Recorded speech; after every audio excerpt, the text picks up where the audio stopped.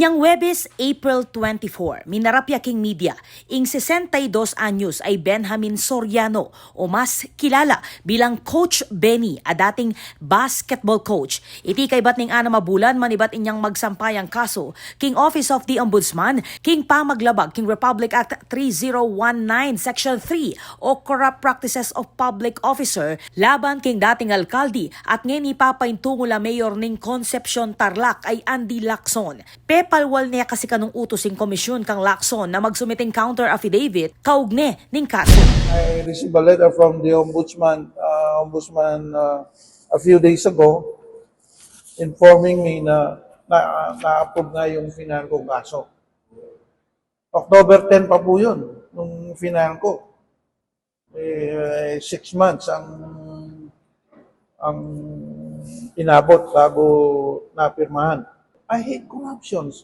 Tapos ito nga, pinag-iba niya yung water district na walang proper papers, hindi dumaan sa eksaktong channel. Na dapat walang demolition permit. Kasi nalaman ko yan, nag-hearing sila sa Sangguniang Bayan office. Maswelo ya ni Soriano king kimot ning kaso. Meg silbi ang complainant bilang administrative officer inyang panahuna Vice Mayor Ray Lacson at megluat meging alkalde. Ako, masaya ako. Sabi ko, talagang gumagana ang hustisya dito sa Pilipinas. Gumagana. Akala ko natulog lang yan. Akala ko dahil sa tagal 6 months bago nagkaroon ng resulta. Nawala na ako ng pag-asa. Pero ngayon nakita ko, may pag-asa pala, pwede pala. So ngayon, kailangan sagutin niya to. At ewan ko kung masasagot niya na maayos. October 2024, inyang idemanda ng Soriano i Lacson kaugnay ning illegal kanong pamag-demolish king dating building ning Concepcion Water District o CWD king Barangay San Nicolas, mitalakad inyang 1993. Ing amanuang building mitalakad ya king gabon kanong bandi ning LGU. 2015, linipat yang bayong lokasyon ning CWD at mi-turnover yung building king LGU kaya bereng gamit opisina. King sworn affidavit ng Soriano, sinabi na inyang 2019 lalam ning administrasyon ng Lacson inyang umpisan kanu ing ditak-dita ka pa mag-demolish king istruktura. Agpang kang Soriano mitok ng kanuing demolisyon pero reng materialis king amanuang building may walala kanu at maging reng gamit opisina. Kawani Keti, sinabi na pang Soriano na alaya kanung request o permit for demolition at inventory and inspection report ng LGU inyang i-demolish siya ing building. Ito nakakapagtaka.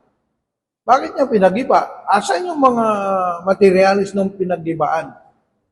So ngayon po, nag-file kayo ng kaso sa Yes. Office of the Ombudsman. Yes, because I saw, I'm not sure pero kasi pumunta ako sa kanila, hindi ko alam na bahay pala niya. Nakita ko yung mga bakod doon sa bagong structure na bagong tayong bahay.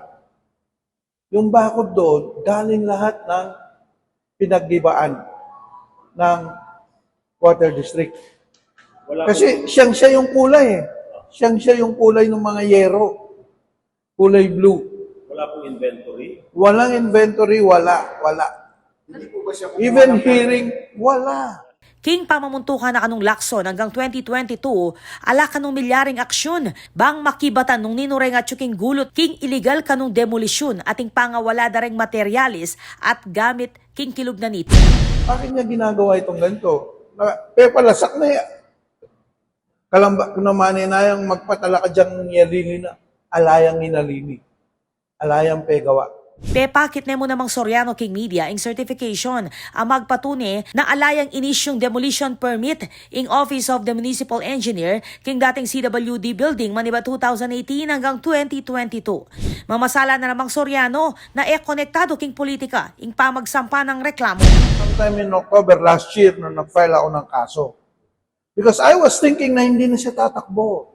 Kasi pinayaran niya ako ng kaso Irrelevant dito sa Yes, election? irrelevant. Very irrelevant. Kaya nagtataka ako, bakit nila kinoconnect ngayon? I categorically deny na it has something to do with politics.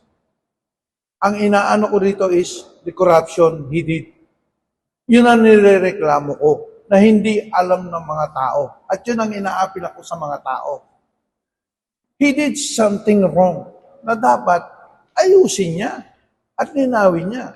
Samantala, baya pa man magsampang kaso si Soriano laban king dating mayor, minuna na ning dinemandang lakson ni Soriano a 42 counts ning cyber libel, uli kanu kareng pamanyira ning mestra king dating alkalde king social media. Bage ape payalya ng Soriano, ibat king 42 counts, 33 na kanu ing may-dismiss. Inya kumpiyansa si Soriano na mabasura nala reng mitataga na siyang kaso. Siyam na po retang mumitagan. Ketang 42. Out of 42 counts, siyam na po. So that ang may dismiss na lang. May dismiss na po. Yes. Optimistic ako na madidismiss ang mga yun. Kasi nga, sabi ko nga, hindi ko naman siya minention na pangalan eh. Bakit na ako'y cyber libel? It was just an harassment. Man mag-attend kang hearing. 4 ng hearing. May kaapekto kanu itiking kabulasa ng Soriano, kawani paketi migaga na kaya kanu king seguridad ning kayang pamilya. Magtaka ko, bakit pitripa na ako? And it took toll on my health. Doon bumagsak ang health ko. Kasi nagulat talaga ako eh. Last year, nakikita ako sa plaza, nagpo-coach, nagdidirect ng palarong pambayan.